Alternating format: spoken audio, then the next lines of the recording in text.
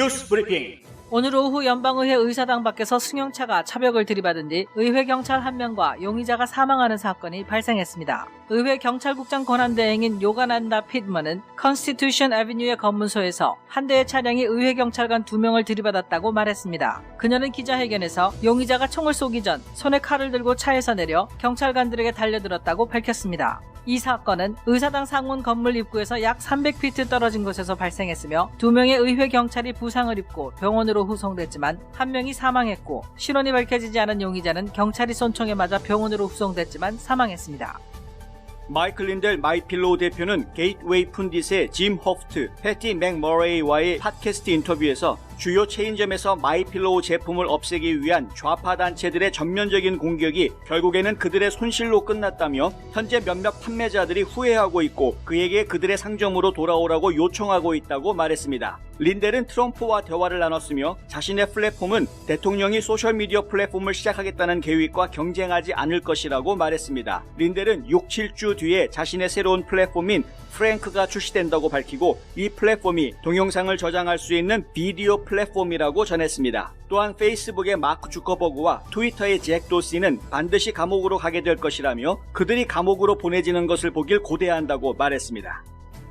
워싱턴주 타코마 경찰은 시내에서 한인 남성을 폭행하는 영상이 공개되자 중어범죄를 수사하고 있다고 Q13 팍스뉴스가 어제 보도했습니다. 문제의 영상은 시애틀 지역 방송국인 코모 뉴스의 한인 기자 조나단 최가 트위터에 올리면서 화제로 떠올랐습니다. 또 다른 지역 방송국 키로TV의 한인 기자 케빈 고우는 해당 영상이 지난 11월 19일에 발생한 사건이라고 보도했습니다. 영상 속 피해자는 한인으로 사건 발생 직후 경찰에 신고했지만 수사가 제대로 이루어지지 않았고 이후 불안해서 이사를 떠났다고 밝혔습니다. 그가 폭행당한 동영상이 공개되면서 파문이 일자 이 동영상을 본 그의 딸이 어제 타코마 경찰에 다시 신고하면서 경찰이 본격적으로 수사에 나선 것으로 알려졌는데 경찰은 이 사건을 아시안 증오범죄로 보고 수사하고 있습니다. 마조리 테일러 그린 연방 하원의원은 어제 코로나19 예방접종을 의무화하는 내용의 백신 여권을 금지하는 법안과 앤토니 파우치 박사를 해고해야 한다는 법안을 제출했다고 밝혔습니다. 파우치 해고법은 항상 잘못된 정보를 주는 국립알레르기 감염병 연구소의 앤토니 파우치 박사의 급여를 $0로 깎아내리는 내용이 골자입니다. 그린 의원실에 따르면 파우치 박사의 연봉은 $43만 넘습니다. 또한 백신 여권 금지법은 백신 접종 여부로 인해 차별당하는 일을 막기 위한 것으로 직원이나 학교에 다니는 학생들, 단체 및 스포츠 또는 종교적 반대 의사를 표현하는 모든 사람에 대해 백신 접종을 의무화할 경우 연방자금 지원을 중단한다는 내용을 담고 있습니다. 론 드산티스 플로리다 주지사는 오늘 백신 여권 사용을 금지하는 행정명령을 내렸습니다. 드산티스 주지사는 트위터에 오늘 나는 이른바 코로나19 백신 여권의 사용을 금지하는 행정명령을 발령했다며 입법부는 플로리다인을 위해 이러한 보호를 영구적으로 만들기 위해 노력하고 있으며 나는 곧 그것들에 서명해 입법되기를 고대하고 있다고 밝혔습니다. 바이든 행정부는 미국인들이 접종을 받았다는 것을 증명할 수 있도록 백신 여권을 출시하기 위해 노력하고 있습니다. 이 같은 노력은 백신을 접종하는 사람과 접종하지 않는 사람들을 차별하게 될 것이라는 비판을 받고 있습니다. 질병통제예방센터는 오늘 최신 지침에서 코로나19를 유발하는 바이러스의 완전한 백신 접종을 한 미국인들은 검사나 자가격리 없이 여행할 수 있다고 밝혔습니다. CDC는 완전 백신 접종자는 미국 내에서 여행할 수 있으며 여행 중 코로나19 검사나 여행 후 자가격리는 마스크를 착용하고 군중들을 피하며 사회적 거리를 두고 손을 자주 씻는 한 필요하지 않다고 밝혔습니다. 해외로 여행하는 미국인들도 주정부나 지방 관할구역에서 요구하는 경우를 제외하고는 귀국 시 자가격리를 받을 필요가 없지만 여전히 비행기에 탑승하기 전에는 음성검사를 받아야 하고 귀국 후 3에서 5일 사이에 두 번째 검사를 받아야 한다고 CDC는 말했습니다. 좌파 운동가인 스테이시 에이브람스는 조지아에서 새로 제정된 선거 청년법 반대파들에게 아직은 그 주의 회사들을 보이콧하지 말라고 요구하고 대신 민주당 연방선거 정책 변화를 지지하는 노력에 돈을 쏟아 부으라고 촉구했습니다. 에이브람스는 지난주 목요일 브라이언 캠프 주지사가 법안에 서명하기 전에 대대적인 선거개혁에 공개적으로 반대하지 않은 기업들을 비난하면서 그들의 침묵이 매우 실망스럽다고 말했습니다. 에이브람스의 발언은 조 바이든 대통령이 조지아주 보이콧 논쟁에 끼어들어 메이저리그가 2021년 올스타전을 법 때문에 애틀란타에서 이전하는 결정을 지지하겠다고 확언한 이후 나온 것입니다. 댄 패트릭 텍사스주 부주지사는 아메리칸 항공이 어제 아침 주 상원을 통과한 선거 청년법에 반대한다는 성명을 발표한 이후 항공사의 최고 경영자가 그 법안을 읽지도 않았다고 시인한 것에 대해 많이 놀랐다고 밝혔습니다. 패트릭은 텍사스가 사진 유권자 신분증 법안을 통과시켰을 때 유권자 탄압 법안이 통과됐다고 주장하는 유사한 격렬한 반응이 2011년에도 있었다고 들었다고 말했습니다. 하지만 패트릭 부주지사는 성명에서 텍사스주의 유권자 수는 2012년 799만 3,851명이었던 것이 2020년에는 1,114만 4,040명으로 무려 39%나 증가했다면서 주지사 선거 투표율은 사진 유권자 신분증 제도가 통과된 이후 76%나 늘어났다고 밝혔습니다. 도널드 트럼프 전 대통령은 어제 라라 트럼프와의 인터뷰가 페이스북에 의해 삭제되자 페이스북을 비롯한 거대 기술 기업들이 총체적 검열에 나서고 있다고 비난했습니다. 그는 지나 라우든 박사와의 인터뷰에서 이 나라에서 지금 일어나고 있는 일은 아무도 일어날 것이라고 생각하지 못했던 것이라며 그것은 총체적 검열이다 라고 말했습니다. 이번 주 초 트럼프 조직과 가까운 소식통은 페이스북이 라라 트럼프와의 인터뷰를 지난 수요일에 게재한 지 20분 만에 전격 삭제했다고 확인했습니다. 익명을 요구한 한 연구원이 온라인에 모아 올린 자료에 따르면 유튜브는 조 바이든 대통령의 백악관 공식 채널에서 약 250만 건의 실효요를 삭제했다고 에폭타임스가 보도했습니다. 이 같은 자료는 81m.org에 공개된 자료에서 드러나는데 이 웹사이트의 저자는 1월 26일부터 자료를 추적한 결과를 공개하고 있습니다. 유튜브는 최소한 2년 동안 좋아요와 실효요가 스팸이라고 여겨질 경우 제거하는 정책을 시행해왔다고 하는데요. 백악관 동영상은 이런 종류의 개입을 지속적으로 보아왔지만 점점 사라지고 있는 것은 실효요뿐인 것으로 보인다고 에폭타임스는 꼬집었습니다.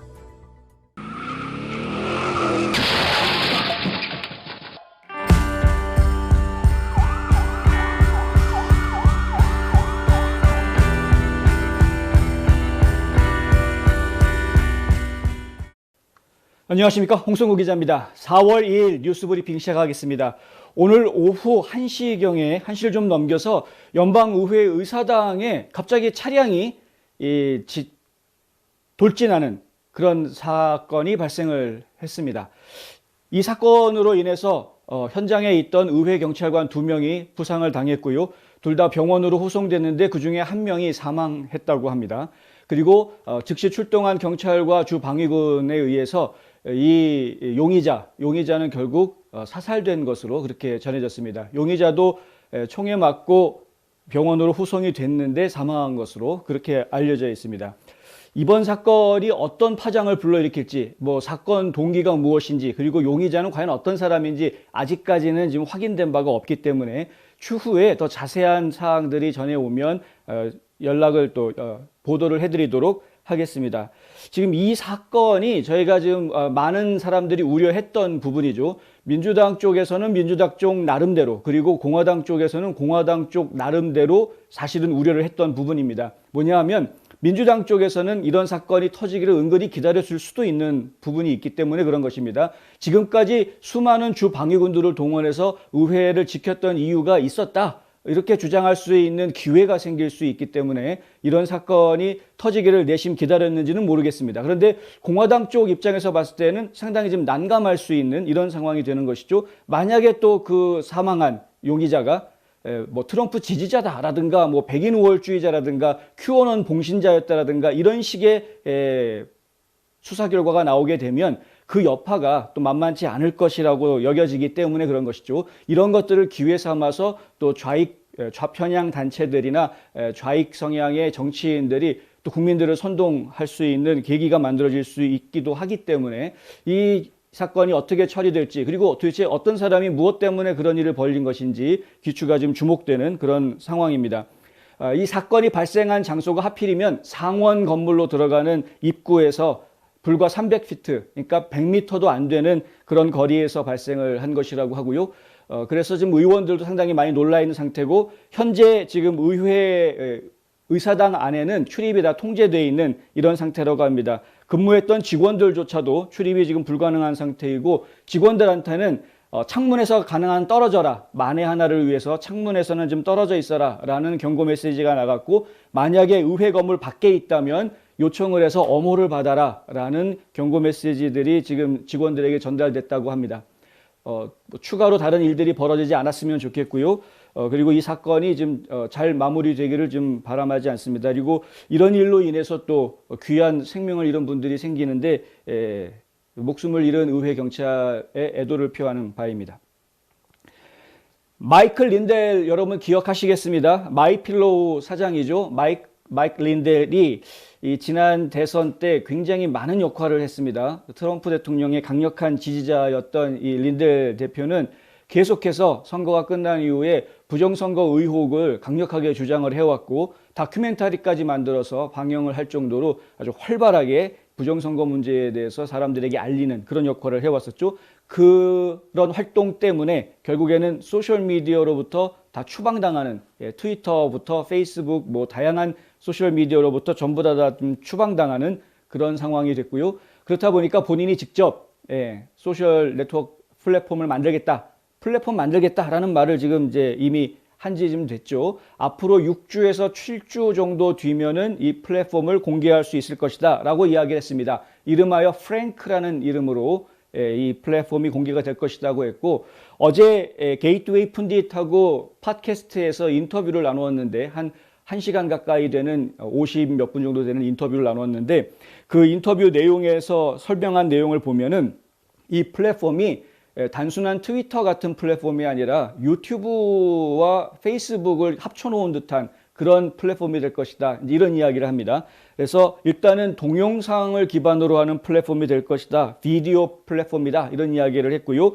라이브 스트림이 매우 좋다라는 이야기를 했습니다. 그래서 많은 유튜버들이 관심을 가질 수 있는 그런 플랫폼이 될 것으로 저희가 기대를 해볼 수 있겠고요.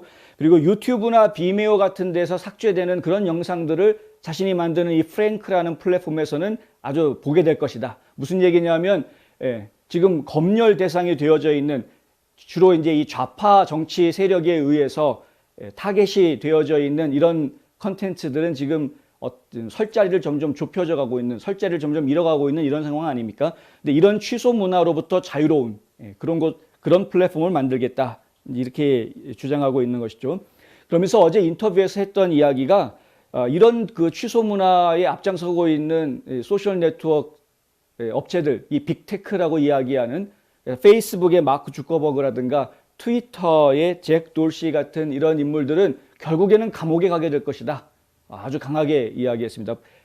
걔네들 감옥에 가는 거 내가 언제 감옥에 가게 될지 아주 그냥 학수고대하고 있다, 뭐 이런 말을 했는데 상당히 좀 강하게 이야기를 했고요. 마이필로우 같은 경우에는 슬리핑 자이언츠 같은 그런 그 좌파 단체들이 주동이 돼서 각각 그 유명 프랜차이즈 업체들한테 협박을 했었죠. 마이필로우 빼지 않으면은 너희 보이콧 운동하겠다, 이런 식으로 협박을 해서 어쩔 수 없이 이 업체들이 마이필로우는 이제 더 이상 우리 가게에서 팔지 않습니다 해가지고 뭐 20개가 넘는 아주 전국적으로 유명한 체인점들이 전부 다 그렇게 해서 마이필로우를 거부하는 이런 상황이 벌어졌었습니다. 그래서 사업에 굉장히 큰 타격을 받았을 것이다 라고 이제 많은 분들이 염려해 주었는데, 다행히도 마이클 린델이 어제 인터뷰한 내용을 보면은 이런 이야기를 합니다.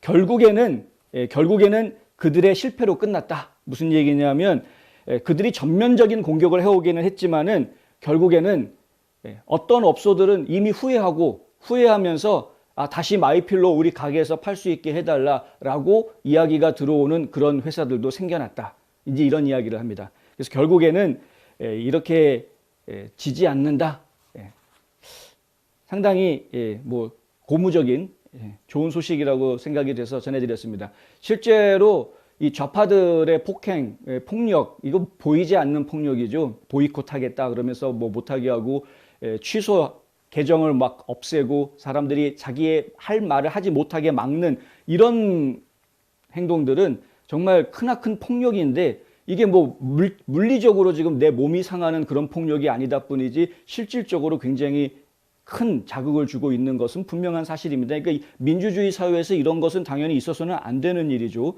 그러니까 이렇게 자유가 보장이 되고 헌법 정신이 지켜지는 그런 소셜미디어 플랫폼이 나와야 되는 것은 사실입니다. 지금 현재 페이스북이나 트위터나 이런 유명한, 인스타그램도 마찬가지고요, 유튜브, 구글 다 마찬가지인데, 유명한 이런 빅테크 회사들이 운영하는 플랫폼들이 이런 헌법 정신에 어긋나게 본인들이 스스로 어떤 정치적인 편향성을 가지고 자꾸 이렇게 제어하려고 하는 것, 이것은 굉장히 위험하다. 가장 이들이 지금 근거로 삼고 있는 것이 1월 6일 날 의회 난입 사건 아닙니까?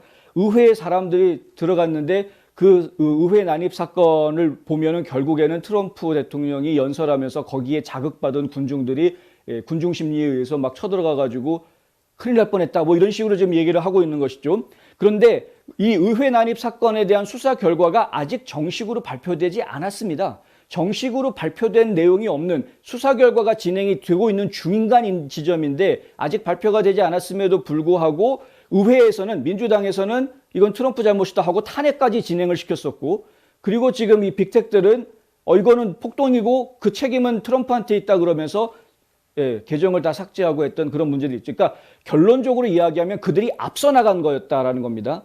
증거도 없이, 명확한 증거가 없이 정황상만 가지고 그들이 앞서서 판단하고 스스로 판단해서 스스로 움직인 그런 행동들을 보였는데, 그것이 결국에는 취소 문화가 된 것이고, 이것은 우리가 용납할 수 없는, 민주주의 사회에서는 용납할 수 없는 그런 일이 된 것이죠. 지금 마이필로우 같은 경우에는 다시 매장으로 돌아오는 곳들이 있다고 합니다. 그러니까 아까 말씀드린 대로 우리 매장에서 다시 팔 테니까 다시 우리의 물건을 넣어달라라고 연락이 오는 업체들이 있다고 하는 것이죠. 지금 뭐 얘기해 주신 대로 BJ에서 판다고 하는데 마찬가지입니다. 온라인에서도 계속 물건이 잘 팔리고 있다고 하고요. 저희는 계속해서 이런 그 투쟁이 지금 필요한 그런 상황이다라는 것이죠. 사람들이 전략적으로 사람들을 선동질을 해서 자꾸 이 트럼프 지지자라든가 아니면은 보수주의적인 생각을 가지고 있는, 이 헌법을 지키려고 하는 이런 생각을 가지고 있는 사람들을 갖다가 매도하고 나쁘게 몰아붙이고 있는, 마치 이 나라를 망치고 있는 세력인 것처럼 나쁘게 몰아가고 있는 이런 부분에 대해서 우리가 지금 가만히 앉아서 당할 문제만은 아닌 것입니다. 그래서 강하게 좀 대응할 필요도 있는 것이죠. 지금 이제 이 린델 대표가 만드는 프랭크라는 플랫폼이 만들어지게 되면, 그러면 그곳을 통해서 이런 이제 보수 세력권들이 좀 많이 집결할 수 있게 되면 좋겠다라는 생각이 들고요. 그것을 통해서 좀 자유롭게 우리의 생각들이 좀 더 확대될 수 있는 상황이 됐으면 좋겠다. 그리고 이것은, 이 프랭크는 트럼프 대통령이 지금 준비하고 있는 소셜 플랫폼하고는 다른 것입니다. 트럼프 대통령 쪽에서 준비하고 있는 플랫폼은 저희가 생각하기에는 아마 트위터 쪽에 좀 가까운 플랫폼이 아닌가라는 생각을 하고 있습니다만은, 어쨌든 그렇다 보니까 경쟁이 되지 않겠느냐라는 이제 이야기가 나와 있는데, 우리 경쟁하지 않을 것이다라고 또 린델 대표는 이야기했습니다. 그래서 하여간 어찌됐든 간에 지금 보수 목소리를 마음 편하게 전달할 수 있는 그런 플랫폼이 좀 빨리 나왔으면 좋겠다라는 것이고요. 타코마로 가보겠습니다. 워싱턴주 타코마에서 나온 소식인데, 이 보도가 사실은 어제 아주 큰 화두가 됐었습니다. 갑작스럽게 아시안 남성을 폭행하는 흑인 청년들의 영상이 소셜 미디어 상에서 회자가 됐던, 근데 이 소셜미디어 상의 영상을 올린 사람이 누구였냐면은 시애틀 지역에 있는 지역방송국 코모 뉴스의 한인 기자인 조나단 최 기자가 올린 거라고 합니다. 근데 이 최 기자가 이 영상을 올려놓았을 때 그 영상을 어디서 구했는지는 모르겠지만, 이미 영상 안에는 이 어떤 나쁜 놈들이 이렇게 아시안들을 괴롭히고 있다라는 자막이 들어가 있을 정도로 편집이 돼 있는 그런 상황이었었고요. 그런데 이 아시안을 괴롭힌다, 아시안 증오범죄다라는 것을 분명히 하고 있고, 그렇게 폭행을 저지르고 있는 흑인 청년들에 대한 증오감이 담겨져 있는 문구가 영상에 들어가 있었는데, 그런데 하루 사이에 이 사건의 이제 전말이 알려지게 됐죠. 알고 봤더니 이 사건의 전말을 알린 기자는 키로 TV라는 방송국에 있는 또 다른 한인 기자입니다. 케빈 고라는 한인 기자인데, 알고 봤더니 이것이 작년 11월 19일에 발생했던 사건이었다라는 겁니다. 그냥 두 부부가 집 앞에 그냥 인도를 걷고 있었는데, 근데 갑자기 영상에 보면 어떻게 나오냐면, 빨간 옷을 입은 흑인 청년이 막 달려오더니 갑자기 그 앞에서 넘어집니다. 그리고 일어나서는 갑자기 이 한인 남성을 막 주먹으로 때리려고 하는, 그러니까 처음에는 이 한인 남성이 멋모르고 있다가 나중에는 이제 발로 좀 차려고도 하고 반격을 하려고 하고 이제 자기 보호를 하려고 하는 그런 모습들을 좀 보이긴 했는데, 어쨌든 결국에는 이 한인 남성이 맞아서 코피를 터뜨리는 이런 상황까지 갔던 것이고요. 그 옆에서 그 부인으로 보이는 여성분은 헬프미 계속 헬프미 처음에는 하지마라고 한국말로 했다가 그 다음부터는 헬프미 하면서 계속 외치는 이런 영상이 있었습니다. 그리고 나서 폭행이 끝나고 난 다음에 흑인 청년이 이제 막 그 자리를 떠나는데 일행이 있었던 것이 나오죠. 혼자가 아니라 여럿이 일행이 있었던 것으로. 근데 그 일행들도 계속해서 욕설을 하는 그런 영상이 담겨져 있었습니다. 알고 봤더니 집 앞에 이렇게 나와서 걸어가고 있는데 갑자기 흑인들 한 4명 정도 돼 보이는 아이들이 자기네들끼리 뭔가 뭐 문제가 있었는지 어쨌는지 자기네들끼리 뭔가 왁자지껄 한번 하고 난 다음에 그 중에 한 명이 이 한인 남성 쪽으로 막 달려오는 겁니다. 그러더니 달려오다가 갑자기 미끄러져서 넘어진 거였고요. 그러니까 이 남성이 이제 한인 남성은 괜찮냐고 이렇게 일으켜 주려고 괜찮냐라고 물어봤는데 이놈이 일어나면서 대뜸 이제 공격을 가해온 이런 상황이었던 거죠. 도대체 왜 그런 일이 벌어졌는지 모르겠다. 그러니까 아시안 증오범죄로 이야기하자라고 하면 아시안 증오범죄인 것이 맞는 그런 상황입니다. 그런데 이렇게 이유도 없이 공격을 당한 이 입장에서는 이게 충격이 좀 컸던 것이죠. 더군다나 이게 다른 동네도 아니고 본인의 살고 있는 집이 있는 동네였기 때문에 이분은 이 폭행을 당한 이후에 결국에는 이 동네에서 떠났다, 이사를 했다라는 이야기입니다. 그리고 났는데 어떻게 해서 이 최 기자가 이 영상을 입수를 하고 그것을 트위터에 올려서 이제 갑자기 사람들에게 확 알려지게 된, 그리고 그 영상이 올려진 것을 보고 피해를 입었던 남성의 딸이 그 영상을 보고 경찰에다가 신고를 해서 다시 경찰이 수사에 나서게 된 이런 상황이었습니다. 그러니까 이 키로 TV의 고 기자가 이 피해자를 만나서 직접 인터뷰를 했는데 인터뷰한 내용에 경찰에 신고 안 했냐라고 물어봤습니다. 그랬더니 이 피해자 남성이 하는 이야기가 경찰에 신고했다. 경찰에 신고했는데 와가지고 사건 접수 번호까지 다 이 접수증까지 줬는데 그런데 제대로 조사가 안 되더라 이거죠. 그래서 사실 그 동네 더 살기 무서워서 떠났다. 이제 이렇게 이야기가 됐고요. 그러면서 이 아저씨가 하는 이야기가 뭐냐면 얘네들이 어린애들이니까 좀 잘 자라줬으면 좋겠다. 본인들이 한 행동이라는 것이 이게 나쁜 행동이라는 걸 좀 알았으면 좋겠다, 이 아이들이. 그리고 좀 앞으로 좀 잘 자라줬으면 좋겠다. 이런 이야기를 합니다. 이 착한 분인데 아무런 죄가 없는 사람을 갖다가 갑자기 달려들어가지고 공격을 했던, 그리고 그것이 하나가 아니라 사실은 무리가 있었는데 그 무리 중에 한 명이 와서 그렇게 의도적으로 접근해서 공격을 했다라는 것은 자기들끼리 무슨 게임을 했거나 장난을 했던 것이 분명해 보입니다. 그러니까 보통은 이제 일반적으로 깽단이라고 말을 할 수는 없겠지만은 깽단들 같은 경우에는 처음에 자기네 깽단에 들어오는 조직원으로 들어오겠다라고 받아줄 때 보통 담력 테스트 같은 것들을 시키는 경우들이 많죠. 그래서 가서 직접 범행을 한번 저지르고 와라. 그래야 내가 너를 믿어주겠다. 뭐 이런 식으로 하는 경우들이 많죠. 사실 그런 것 때문에 벌어지는 사건, 크고 작은 사건들이 사실 많이 있습니다. 동네마다. 그런데 뭐 그런 경우인지는 모르겠습니다만은 어쨌든 여러 명이 있던 중에 한 명이 의도적으로 와서 공격을 취했던 것은 분명히 이것은 증오범죄인 것으로 저희는 분명히 인식을 할 수 있는 문제다라는 것이죠. 문제는 뭐냐 하면은 이 같은 사건이 발생한 거는 11월 달인데 그때는 중요한 사건이 아니다라고 조사를 안 했던, 수사를 제대로 하지 않았던 것을 지금은 똑같은 사건인데 몇 달 시간이 지나서 이제는 이건 아시아 증오범죄네, 이게 중요한 사건이네, 그러면서 경찰이 달려들고 있다. 이거를 저희가 어떻게 생각해야 되겠는가 하는 부분입니다. 그러니까 좋은 면도 물론 있습니다. 경찰들이 아시안 증오범죄에 대해서 뭔가 인식을 하고 있다라는 점에 대해서는 뭐 아시안으로서는 상당히 좋은 부분도 있기는 있습니다. 그런데 저희가 좀 걱정스러운 부분도 있는 것이 사실이죠. 뭐냐 하면은 어떻게 해서 이렇게 불과 서너 달 사이에 사회적인 인식이 바뀌었는가? 이것은 결국에는 이 아시안 증오범죄의 배경에 QAnon이 있다라고 주장하는 사람들이 나오고 있는 것과 이게 지금 뭔가 통하고 있는 것이 아니냐라는 이제 염려가 지금 들고 있는 것입니다. 뭐냐 하면 캘리포니아주 같은 경우에 지금 뉴섬 주지사가 리콜을 당하지 않았습니까? 리콜 지금 투표수가 서명한 사람 숫자가 유효한 게 몇 명이냐 해서 이미 100만 명 넘어섰다 이런 이야기들이 지금 나왔는데 리콜은 확실할 것 같다.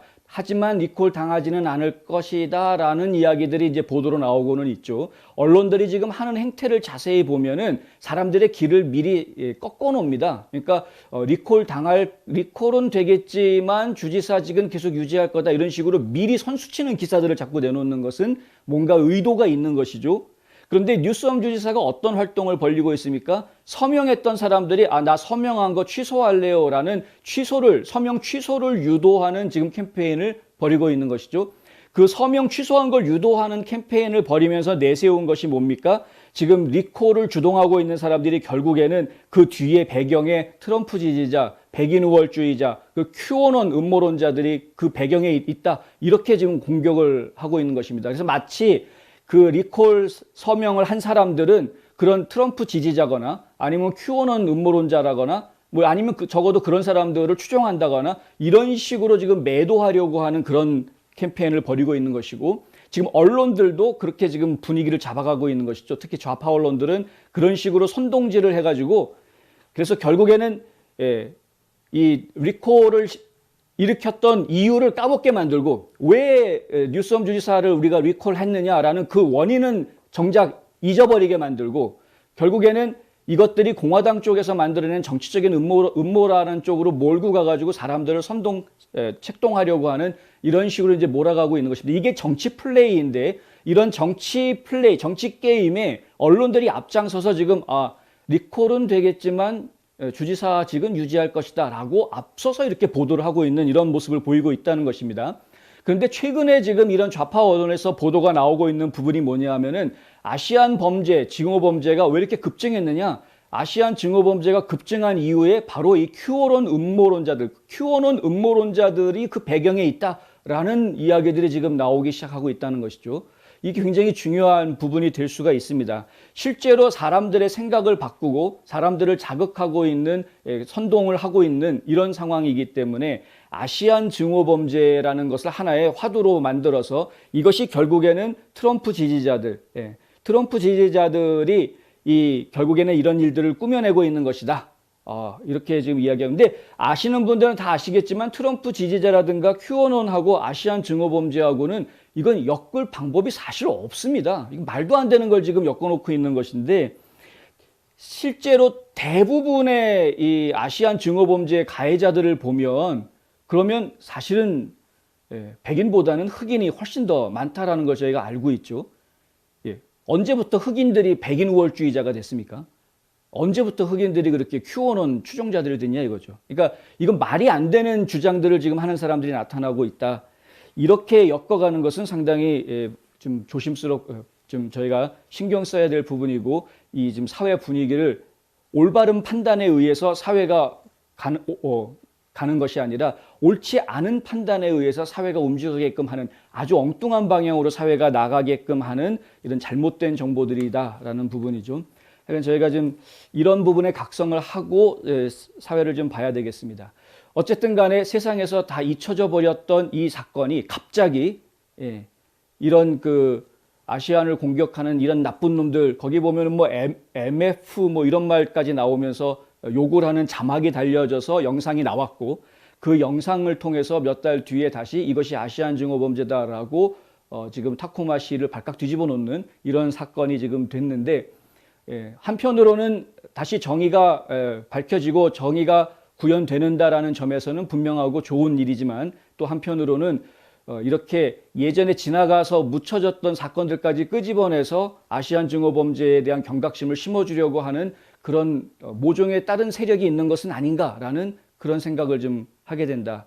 상당히 좀 우려스러운 일일 수 있다라는 이야기를 전해드립니다. 자동차를 사기 원하세요? 주택 구입에 꿈이 있으신가요? 미국에서 여러분의 크레딧 스코어는 무엇보다도 중요합니다. 여기 크레딧 리페어 보스에서 여러분의 크레딧 스코어를 교정해드립니다. 600점과 700점, 여러분의 미래가 바뀝니다.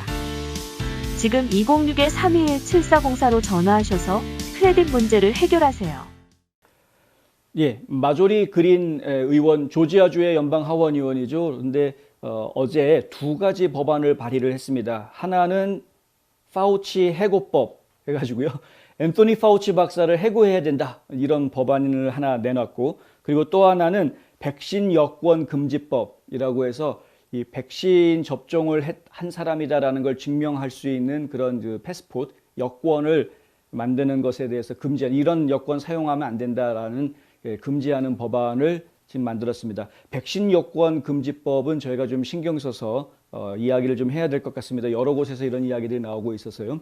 근데 일단 파우치 해고법 이야기를 먼저 해드리자면, 파우치 박사는 여러 번 저희가 말씀드렸지만은 그때그때마다 말이 바뀌고, 트럼프 정부 때 했던 말, 바이든 정부 때 했던 말 완전히 다 바뀌어버리죠. 완전히 바뀝니다. 트럼프 정부 때는 사회적 거리 유지만 잘하면 마스크는 뭐 2차적인 문제다, 그렇게 중요한 게 아니다, 이랬던 사람이 바이든 행정부로 딱 바뀌고 나니까 마스크 2개 쓰면 더 좋다, 효과가 더 좋다, 마스크는 꼭 써야 된다, 이런 식으로 말이 바뀌었죠. 예.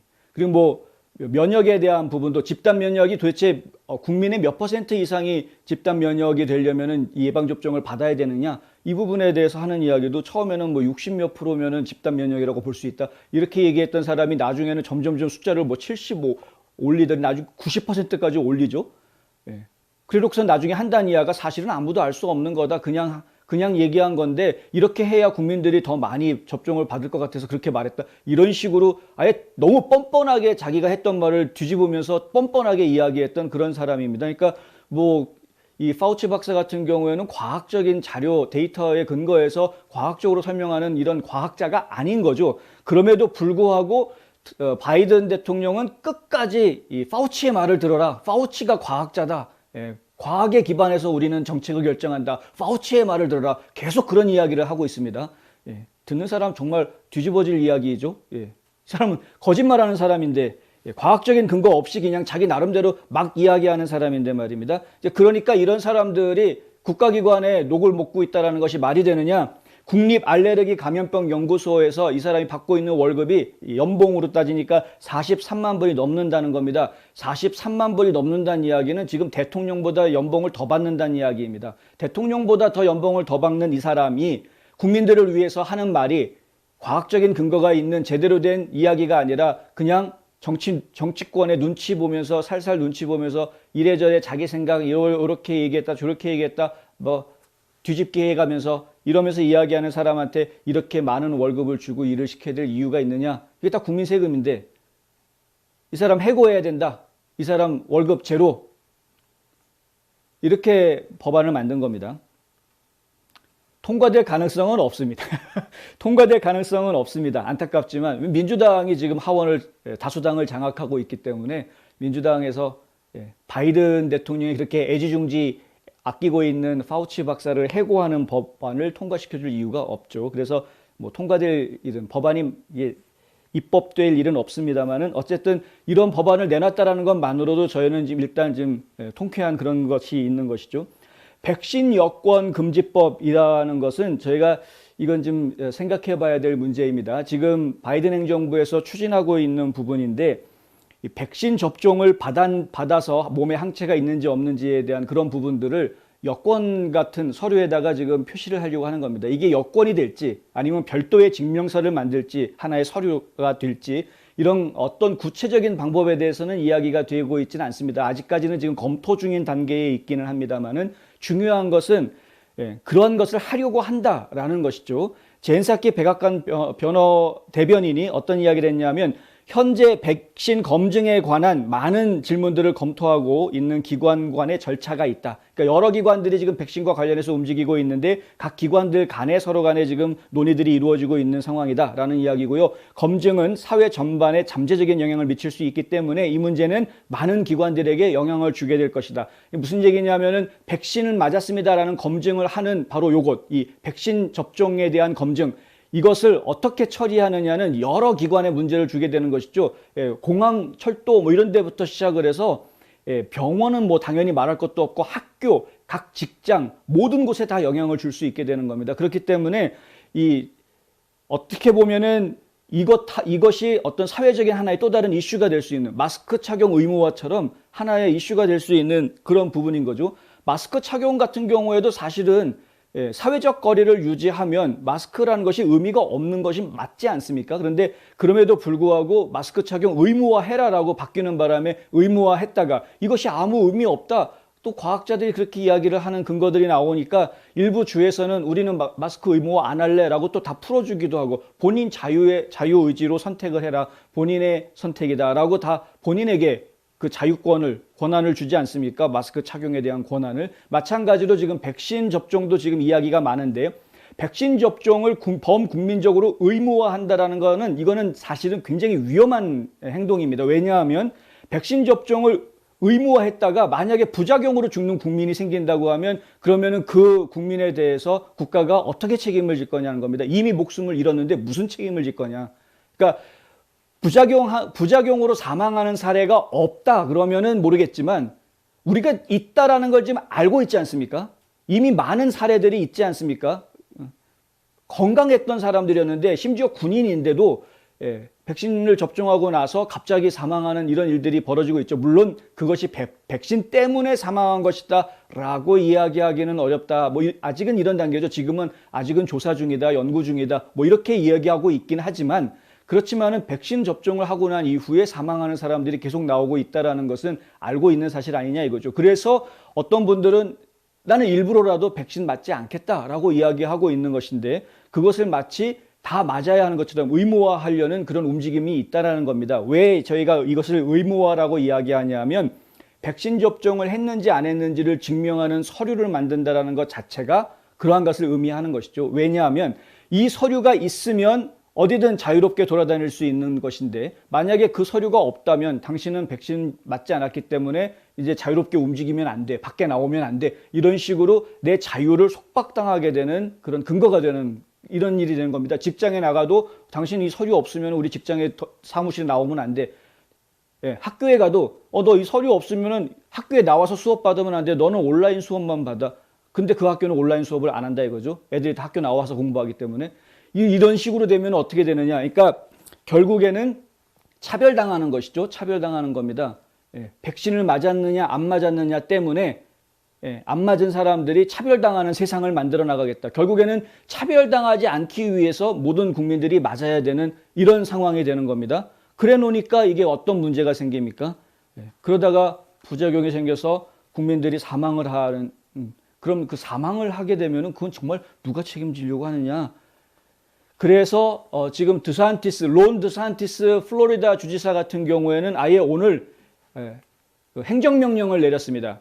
백신 여권 사용 금지 행정명령을 내렸습니다. 그러니까 이건 뭐 행정명령이기 때문에 주지사가 바뀌게 되면 또 의미가 없어지죠. 새로 된 주지사가 어떤 생각을 가지고 있느냐에 따라서 달라질 수 있죠. 그래서 이 드산티스 주지사가 뭐라고 이야기했냐면은 입법부가 이 플로리다 주민들을 위해서 이러한 보호 조치를 영구적으로 할 수 있도록, 그러니까 이 보호 조치라는 거는 자유를 보호해 주겠다는 겁니다. 플로리다 주민들의 자유를 보호해 주기 위한 이러한 조치를 영구적으로 하기 위해서는 법을 만들어서 입법시켜야 되는 것이죠. 그래서 지금 그러한 작업을 하고 있다. 그리고 만약에 그렇게 해서 법안들이 나오게 되면은 나는 바로 사인하겠다. 지금 이제 드산티스 주지사 같은 경우에는 지금 이렇게 이야기를 하고 있는 상황입니다. 당연히 민주당 쪽에 주지사가 있는 곳들은 얘기가 좀 다르죠. 민주당 주지사 있는 뉴욕주 같은 경우에는 메디슨 스퀘어 가든과 같이 대규모 장소에서 사람들이 모이게 하기 위해서는 그것을 허락해 주려면은 백신을 맞은 사람들만 거기에 모일 수 있다. 백신 맞지 않은 사람들은 그런 대규모 집회 같은 데 사람들 많이 모이는 그런 장소에 함부로 와서는 안 된다. 그런 이야기입니다. 그래서 만들어 놓은 게 엑셀시어 패스라는 걸 만들었습니다. 이게 엑셀시어 패스라는 것을 만들어 가지고 백신 맞은 사람들은 이런 패스를 하나 이제 주는 것이죠. 그러니까 이게 있으면은 뭐 자유롭게 마스크 없이도 여러 사람들이 많이 모이는 장소에 사회적 거리 두지 않아도 자유롭게 집회할 수 있고 모일 수 있는데 그거 없으면 안 된다라는 이야기는 이것도 결국은 시민들 차별하겠다라는 이야기밖에 안 되는 것이요. 이게 상당히 심각한 문제입니다. 그래서 사실 많은 단체들이 시민 자유단체들이 이렇게 하면 안 된다라고 지금 비판하고 있는 그런 상황입니다.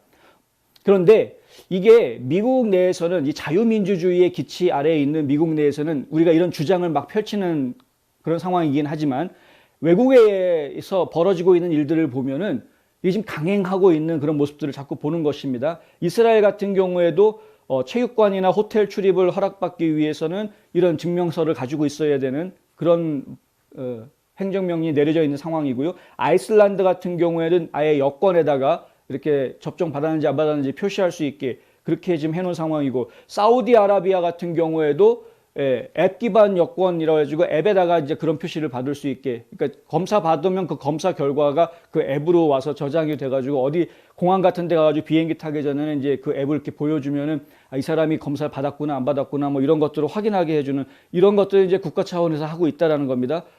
이게 이런 작업을 하고 있는 나라들이 점차 더 늘어날 것으로 보이고, 이런 것들이 늘어나게 되면은 미국도 결국은 그렇게 하겠다라고 이야기할 가능성이 커지는 것이어서 좀 염려되는 부분들이 있습니다.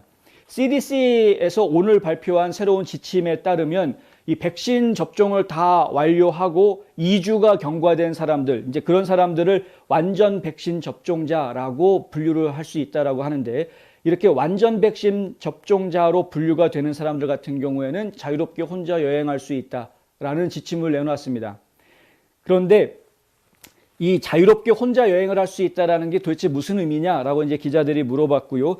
이 왈렌스키 국장이, CDC 국장이 하는 이야기가 뭐냐면, 예를 들어서 말을 하면 할아버지 할머니가 다른 도시로 여행을 할 수 있게 되는데, 자유롭게 이 완전 백신 접종자가 된다면, 그러면은 코로나 검사라든가 이런 거 자가격리라든가 이런 거를 받지 않고도 결국에는 자기 손주들 만나러 타주로 여행을 할 수 있다. 이게 이제 하나의 예로 들어준 이야기입니다. 그러니까 완전 접종, 백신 접종자가 이제 되라는 이야기죠. 지금 현재 미국에서 코로나19 백신 주사를 맞은 사람이 한 1억 명이 넘는다라고 하고요. 그리고 파이저나 지금 모더나 같은 경우에는 2번을 맞아야 되지 않습니까? 이렇게 2번 접종을 다 끝낸 사람, 그리고 존슨앤존슨은 한 번만 맞으면 다 끝나죠. 그런 경우에 그렇게 지금 접종이 완료가 돼 있는 백신 접종 완료자, 완전 백신 접종자 이렇게 구분할 수 있는 사람 숫자는 총 한 5,600만 명 정도 된다고 합니다. 벌써. 그러니까 굉장히 많은 분들이 지금 백신을 맞은 상태이기는 합니다만은 아직까지는 미국 전체 인구로 따지면은 6분의 1 정도 되는 것이니까 더 많은 분들이 뭐 백신 접종을 해야 집단 면역 상태로 가기 위해서는 더 많은 분들이 백신을 접종해야 되는 그런 상황이기는 합니다만은, 근데 문제는 이제 이러한 것들이 국민의 자유를 속박한다라는 데 문제가 있는 것이죠. 이제 자연스럽게 백신 접종 권장해주면 되는 것인데, 가능하면 맞아라. 이게 상당히 안전하다. 95%다, 96%다, 이렇게 안전하니까 걱정하지 말고 맞아라 라고 이렇게 권장해주면 되는 것인데, 그걸 권장하는 것으로 끝나지를 않고 맞지 않은 사람들은 불이익을 당하게 하는 이런 것으로 지금 행정조치가 이어진다, 이런 모습들이 보이기 때문에 지금 많은 분들이 염려하고 있는 것입니다. 이거 참 갈수록 태산이라는 말이 이럴 때 해야 될 이야기인 것 같습니다. 미국 시애틀 지역의 에드먼드 칼리지는 우수한 교육 수준과 높은 대학 편입률을 자랑합니다. 코로나 대유행으로 인해 이제 한국에서 온라인으로 입학 신청, 수업 및 학위 취득이 가능해졌습니다. 120개 이상의 다양한 전공과 집중 영어 프로그램이 있는 에드먼드 칼리지는 여러분의 학위 취득을 도와드립니다. 에드먼드 칼리지의 입학 신청은 연중 내내 열려 있습니다. 지금 웹사이트에서 2021년도 수업을 신청하세요.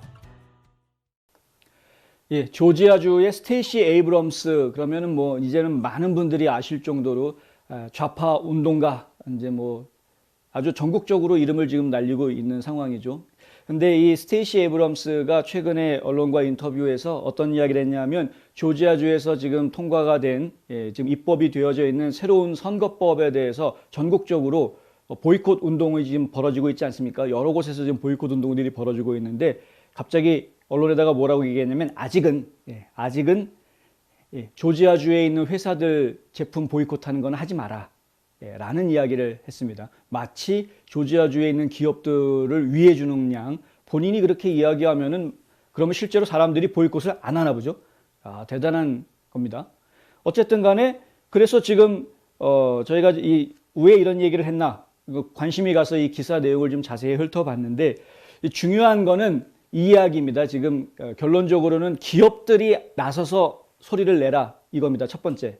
기업들이 나서서 소리를 내라. 기업들이 조지아주에 있는 기업들이 조지아주에 있는 선거법에 문제가 있으니까 그거 그대로 적용하지 말고 개정해라라는 목소리를 계속 내줘라. 그러면은 그 기업들이 만드는 제품에 대해서 전국적으로 보이콧을 할 이유가 없지 않느냐 이겁니다. 첫 번째 이유가. 그 다음에 두 번째가 뭐냐 하면은요. 그 정책 변화가 더 중요한 것이다.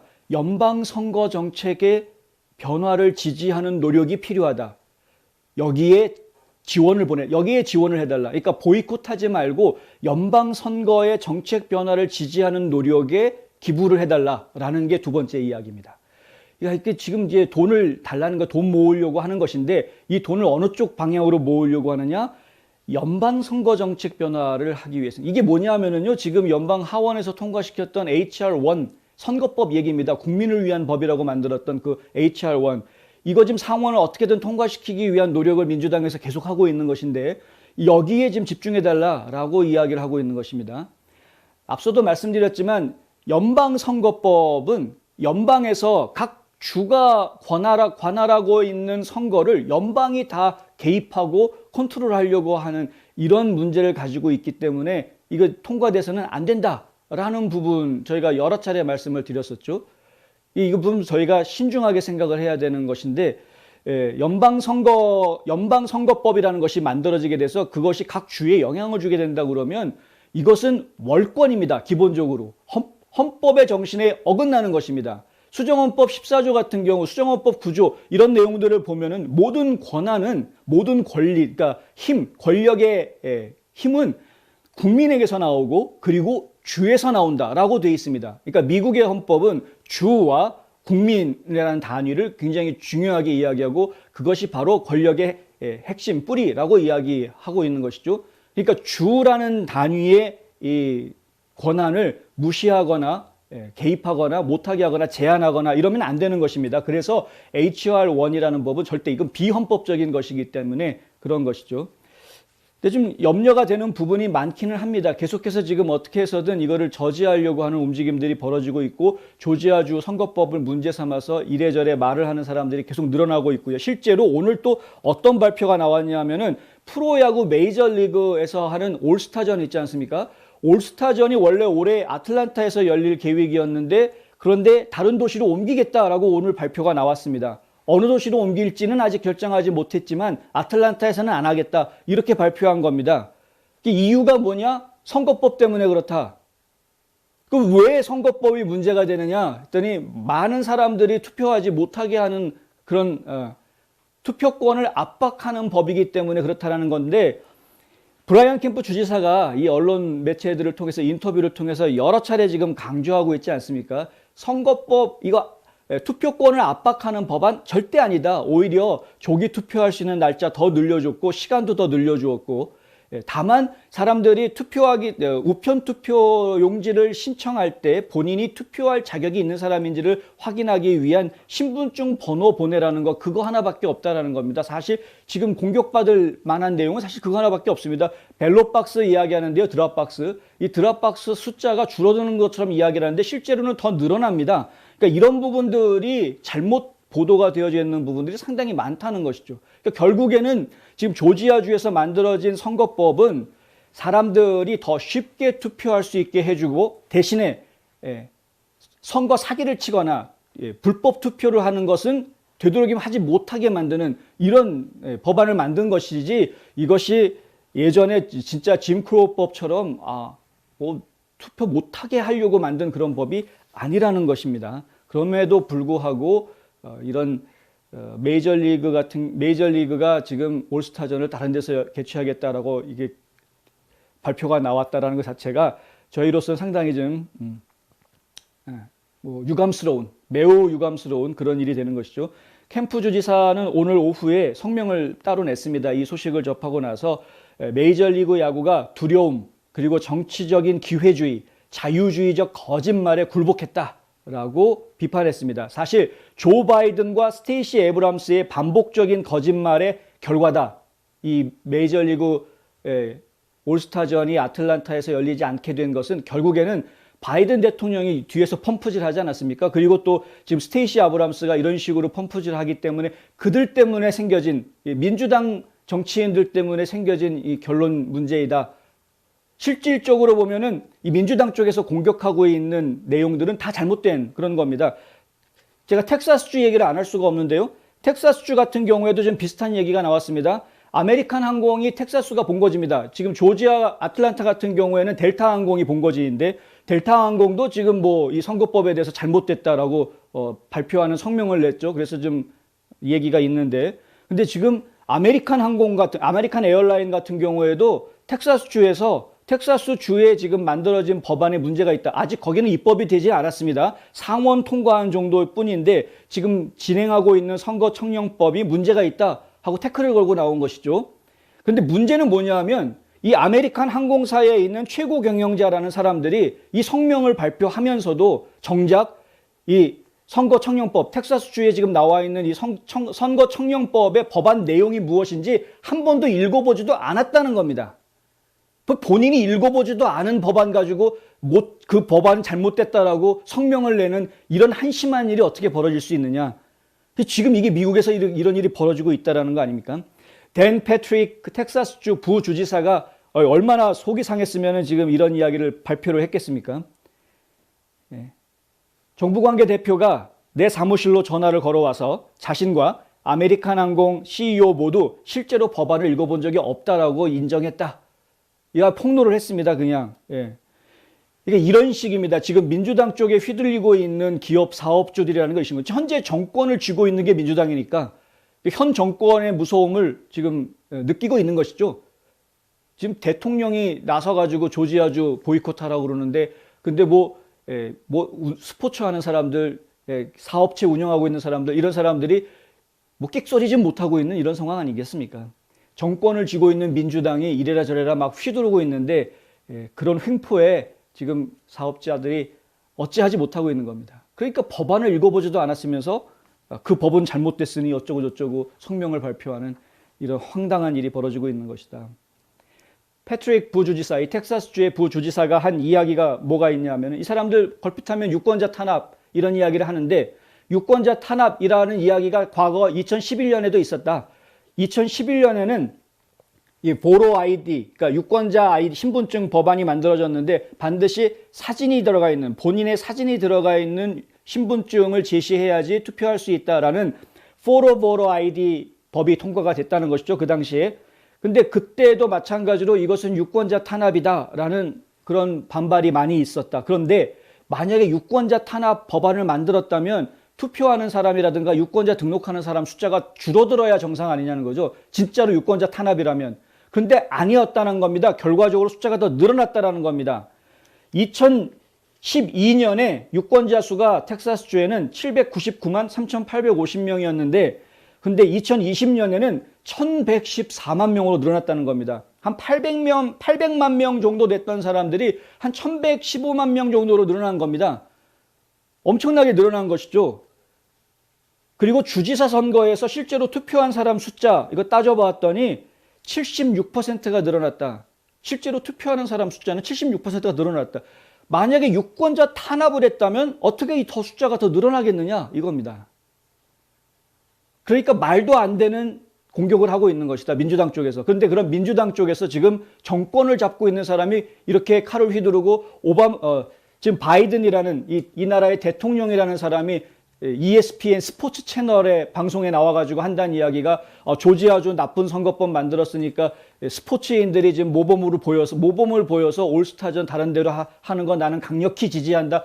이런 말을 하니 이게 도대체 무슨, 제가 어제도 말씀드렸지만은 한 나라의 대통령이 스포츠 행사에 이래라 저래라 껴들면서 자기 정치색을 드러내는 이런 경우는 정말 없었습니다. 이런 경우는. 이런 식으로 하면 안 되는 것이죠. 너무 대놓고 지금 한쪽으로 몰아가고 있는 건데, 근데 그들이 주장하고 있는 근거가 타당하고 논리적이고 합리적이고 하다면 받아줄 수 있는 부분이 있겠지만 지금 전혀 논리적이지도 않고 합리적이지도 않은 주장을 하면서 이렇게 하고 있다는 것은 매우 유감스러운 일이 되는 것이죠. 정말 유감스러운 일이 아닐 수 없습니다.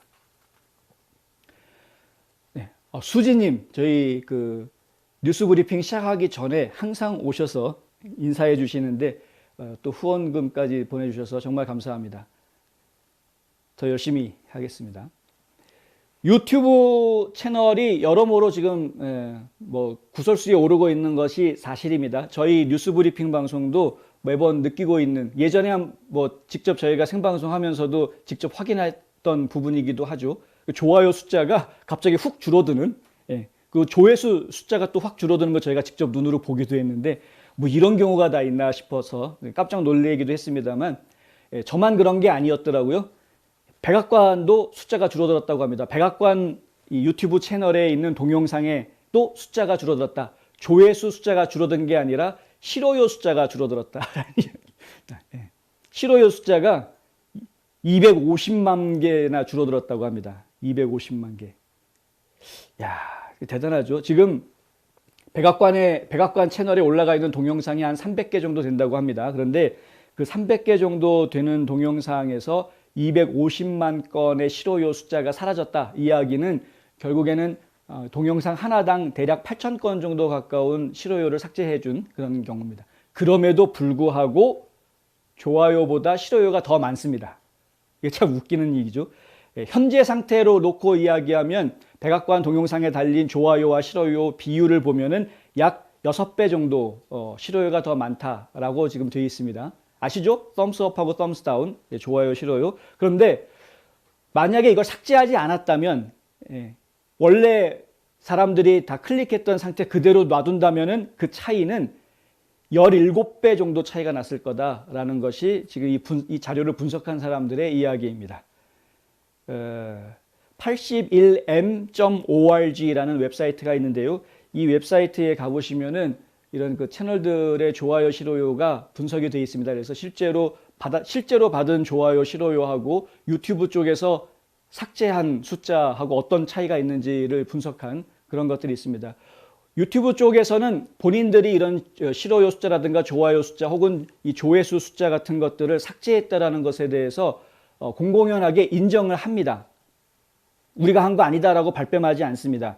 뭐라고 이야기하냐면 최소한 지난 2년 동안 본인들은 이런 그 유튜브에 참여, 그러니까 좋아요, 싫어요 눌렀던 것이 진짜인지를 확인을 하고, 만약에 잘못된 부정적으로 이런 좋아요, 싫어요라는 것이 부정적으로 이루어졌는지가 확인이 된다고 하면 그럼 그것들을 삭제하는 그런 시스템을 가지고 있다. 뭐 일종의 알고리즘을 가지고 있는 것이죠. 그러니까 이런 유튜브 측의 개입이 계속해서 이루어지고 있다. 그런데 에폭타임즈에서 이제 뭐라고 보도를 하냐면 싫어요 숫자는 엄청 줄어들었는데 좋아요 숫자는 줄어든 게 없다. 별로 없다. 그러니까 뭐 이건 왜 싫어요만 줄어들었을까? 하여간 뭐 그런 상황입니다.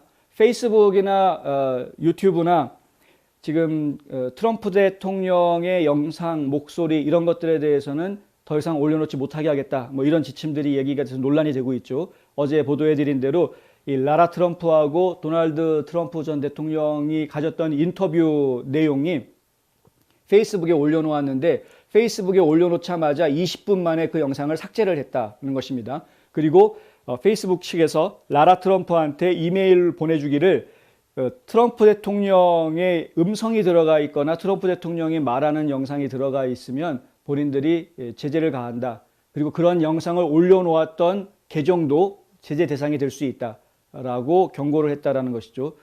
지금 트럼프 대통령이 지나 라우드라는 분하고 인터뷰를 하면서 지금 이 나라에서 일어나고 있는 일은 정말 아무도 일어날 것이라고 생각지 못했던 일이 벌어지고 있다라고 이야기하면서 그것은 바로 총체적 검열이다. 토털 센서십이라는 것이 지금 이 나라에서 벌어지고 있다. 토털 센서십이라는 거는 이건 정말 진공산주의자 국가, 진공산국가에서나 벌어지는 일입니다. 중국이나 북한 같은 데서나 벌어지는 일이 바로 이 토탈 센서십입니다. 근데 왜 그것이 지금 미국에서 사기업에 의해서 벌어지고 있느냐?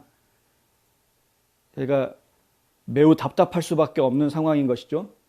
로버트 앱스타인이라는 분이 있는데요. 연구심리학자라고 합니다. 이 로버트 앱스타인이 팍스뉴스에 나와서 터커 칼슨하고 인터뷰를 하면서 무슨 얘기를 하냐 하면 구글 검색 결과는 진보주의자들과 민주당원들에게 강한 편향성을 보였다.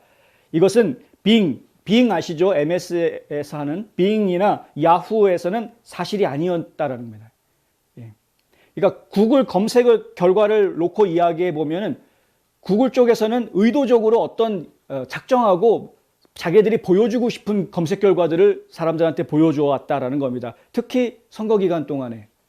그렇기 때문에 사람들이 판단을 잘못할 수밖에 없었고 선택을 잘못할 수밖에 없게 유도했다라는 것이죠. 이 앱스타인 박사하고 같이 일했던 한 700명 이상 되는 유권자들이 선거 전의 검색 결과, 독촉장, 검색 제한, 뉴스피드 이런 데서 받은 결과를 가지고 자료를 만들어서 분석을 해본 결과가 이렇게 나왔다라는 것입니다. 페이스북 하시는 분들 지금 취소하실 거면은 gap.com이라는 곳이 있습니다. 그쪽은 페이스북하고 거의 비슷한 모양을 가지고 있어서 페이스북 이용하시던 분들이 훨씬 쉽게 적응할 수 있게 만들어져 있고요. 그리고 트위터를 그만두겠다라고 생각하시는 분이 있다면 parler.com 지금 열려 있습니다. parler나 아니면 텔레그램을 이용하셔도 되겠고요. 그것이 트위터와 또 비슷한 모양으로 운영이 되고 있기 때문에 parler.com 이용하시면 되겠습니다. 이후에 이제 린델이 내놓는 프랭크가 어떤 모습이 될지, 그리고 또 도널드 트럼프 대통령이 발표하게 될 새로운 플랫폼은 또 어떤 것인지 저희가 계속 기대를 해보도록 하겠습니다. 오늘 홍성구의 뉴스 브리핑은 여기까지 하겠습니다. 저는 내일 또 다시 찾아뵙겠습니다. 시청해 주셔서 감사합니다.